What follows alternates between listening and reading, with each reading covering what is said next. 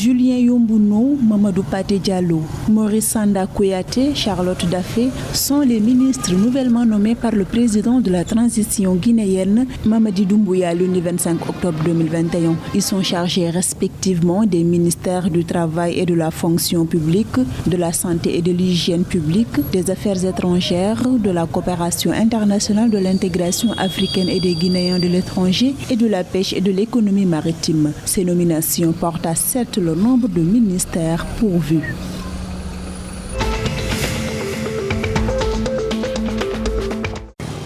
L'accusé Yamba Élisée Ilboudou, membre du commando des événements du 15 octobre 1987 qui ont conduit à l'assassinat du président Thomas Sankara au Burkina Faso, a reconnu les faits au tribunal lors du jugement de l'affaire le mardi 26 octobre 2021 à Ouagadougou. Toutefois, il fera comprendre à la cour qu'en tant que soldat, il n'a juste fait qu'exécuter un ordre direct donné par son supérieur, l'adjudant-chef Hyacinthe Kafando. Dans son récit, Élisée Ilboudou dit que Hyacinthe Kafando s'est saisi de la direction de son véhicule et a dirigé celui-ci contre l'entrée du bâtiment où le président Sankara était en réunion. C'est par la suite que lui et ses hommes sont descendus et ont ouvert le feu.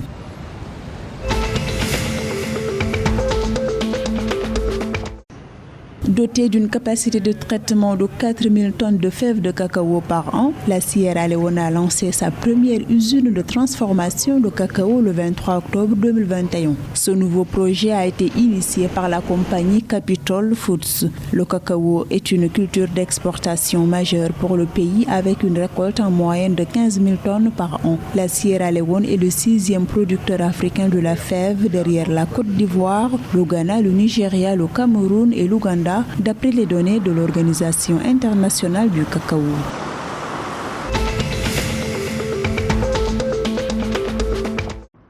La Côte d'Ivoire a initié un programme de formation de 220 acteurs sur le thème « La gestion des marchés publics dans le cadre du nouveau dispositif rôle et responsabilité des acteurs ». Dans ce cadre, les acteurs des institutions de la République ont été sensibilisés mardi 26 octobre dernier sur le nouveau dispositif des marchés publics. Cette session de formation vise à assurer la transparence, la viabilité, la sincérité des comptes publics et le pilotage des politiques publiques dans un souci d'efficacité selon les autorités du ministère ivoirien de l'économie et des finances. Les acteurs des institutions de la République de Côte d'Ivoire constituent la 3e vague des entités formées.